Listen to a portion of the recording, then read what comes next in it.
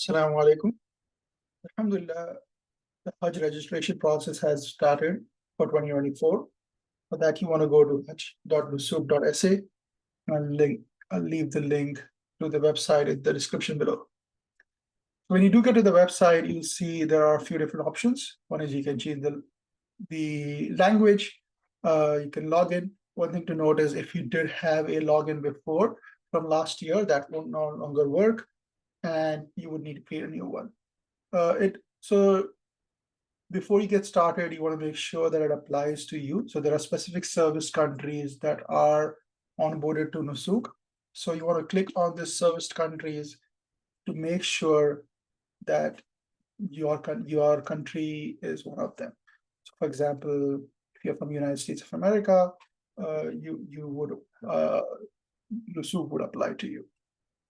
In addition, on the top in the journey, they have given a summary of the Hajj process as well. Inshallah, we will cover the Hajj process in more detail. We did a session last year, which is pretty detailed on the logistics and the spiritual aspects of it.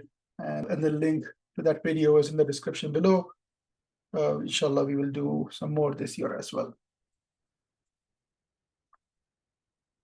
And then if you click on registration assistance, it basically takes you to an FAQ page. You have questions here about the platform, how to register, how to add family members, packages. You can kind of see here. And then basically, as you can see on the top as well, service providers and packages and Hajj guidelines are not yet released, but they have listed as soon. So let's go back to the main page, and what we will do is start registration. The first thing you will do is select your country of residence. I'll select United States of America, confirm this is my country of residence. I hereby consent to the privacy policy, read the terms and conditions and privacy policy, go subscribe for any email updates. You can do that. You then also select that I'm a robot. Yeah, we want to go ahead and enter your email address and then click create an account.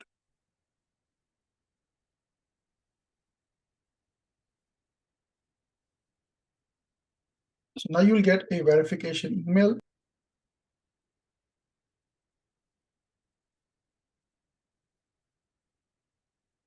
They ask you to enter your password. If you have entered the password, you would create an account. You get the message, the account was successfully created. Please log in to finalize the registration process. Okay, ask you to log in again.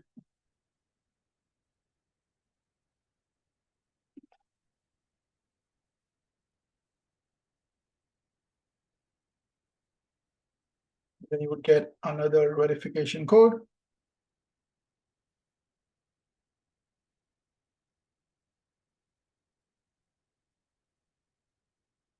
As you get to the uploading guide, be sure to review the guidelines. So you're going to click proceed. So note here that you want to make sure that the photo that or your passport image that you're going to upload is either PNG or JPEG. Dimensions would be a maximum of 800 by 400 pixels, and the file size has now been upgraded to 1 megabytes. Please make sure the main page of your passport is clearly visible. So it's good that we have a instruction here. Second, it also wants you to upload your personal photograph, again, PNG or JPEG, and the maximum of 200 by 200 pixels. File size is pretty small with 18 kilobytes. Background should be white, and you must be wearing formal attire. Photo must be consistent with passport image guidelines. Again, you want to have your proof of residence, so you'll upload that as well. So it's accepted format, dimensions, file size. Again, if you wanted to go back, you can kind of see the details here. So what we need now is a passport and a personal photo. So if you already have an image of your passport, your personal photograph, your proof of residence, you want to basically try and make sure that it matches the requirements. which is the dimension should be 800 by 400 pixels, and the file size should be less than 1 megabytes. If you are using Windows, you can open up the image in Paint, and here you can see that the sample image that I have, the resolution is 1685 to 1137 pixels.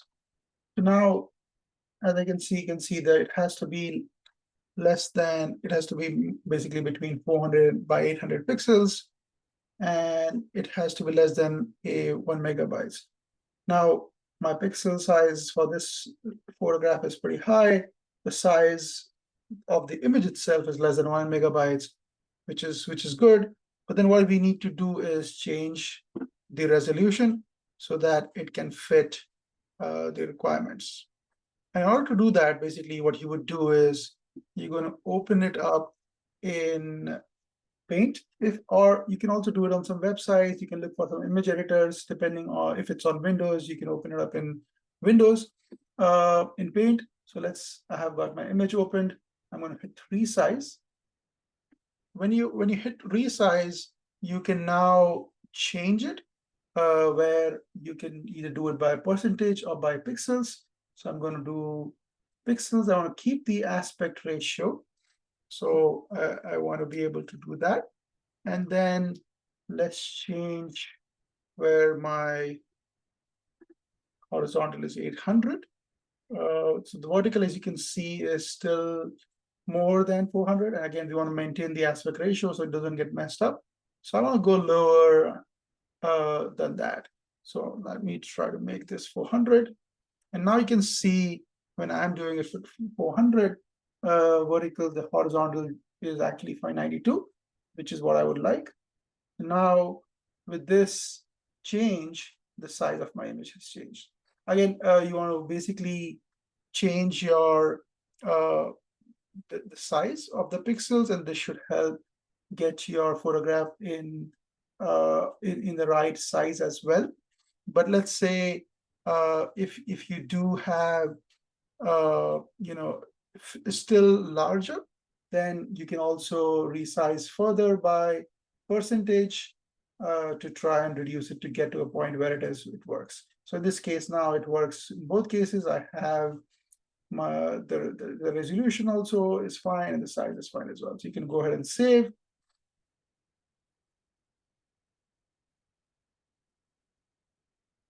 And then use your edited image. If you do still have issues with your website is not allowing it and asking you to be smaller size, make sure to verify that the size is correct. And as you can see, when I reduce the pixel count, the size reduced even further. So again, depending on the quality of your scan, it might be higher. So for personal photographs, it is supposed to be even smaller. So when you are looking at your personal photograph, you want to reduce the size even further. You want to basically get it to 200 by 200, and the size would need to be really small, which is 18 kilobytes. If you still have issues, reduce the percentage a little bit more to try to get to a point. But again, keep your aspect ratio so that it doesn't get messed up. So now that we have edited our file, now that we have edited the image file, it's now time to upload.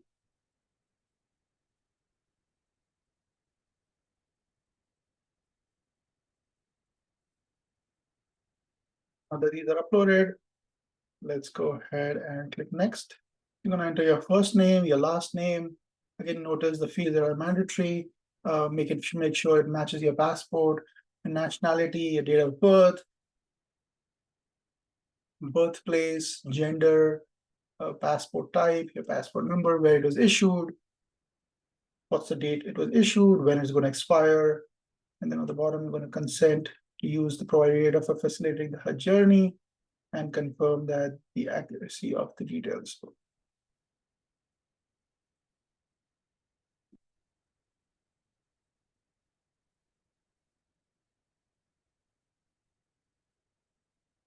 Submit. Provide your contact information, social status, which includes single, married, divorced, widow, or other, emergency contact information. Interesting is they have street address and home address. separated, and both are required. And what's the nearest embassy to you? Houston, Los Angeles, Miami, New York, Washington. When do you expect to enter again, this is probably not going to be finalized until later. But this year, Hajj is the 8th of Zulhijjah, around June 14th. Again, depending on your package, it might be Medina first, Makkah first, so I don't quite know yet when would it be, but we can probably do end of May, early June. I'm going to just say like end of May for now. So about 20, let's do 21 days. We don't know yet. Most likely it's going to be by air. Never mind. It doesn't say it's required, but it is mandatory. I'm going to say TBD. Have you had a previous visa? Enter if you've had visa before. Does your passport have any restrictions or conditions valid for one trip? So make sure to either provide description if there are any details about if there are any restrictions on your passports that limits the trip. Do you have any relatives in Saudi Arabia? Have you ever traveled to other countries in the past year? So again, next. Have you been deported, including Saudi Arabia? Have you ever served in the armed forces? Do you have any accessibility requirements? Do you have any health conditions? Do you have diabetes, high blood pressure? Anything you can mention here? Do you have dietary preferences? So you can mention those, food allergies.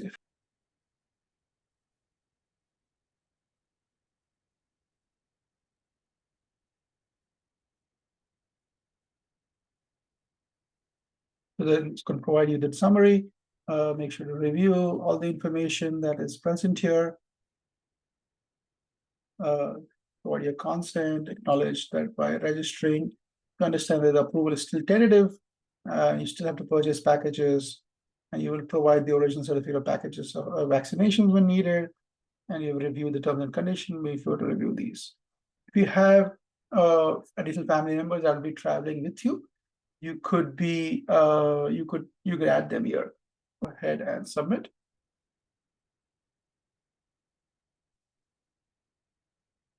So now the application was submitted successfully.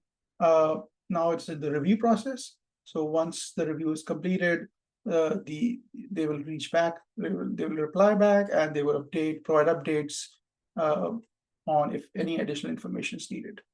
Also, now that you have registered, you should get an email saying your registration is successful, it's complete. They are verifying the information and notify it's done. Now we wait until the verification is completed. But that was it for today. Hopefully everybody is able to get through with this, and let us know in the comments below if you would like any additional information. Inshallah, we will do more videos in the future months as we start getting more information on packages, service providers like last year. Inshallah, we also do some more logistics and spiritual information as well. Assalamu alaikum. Jazakallah khair.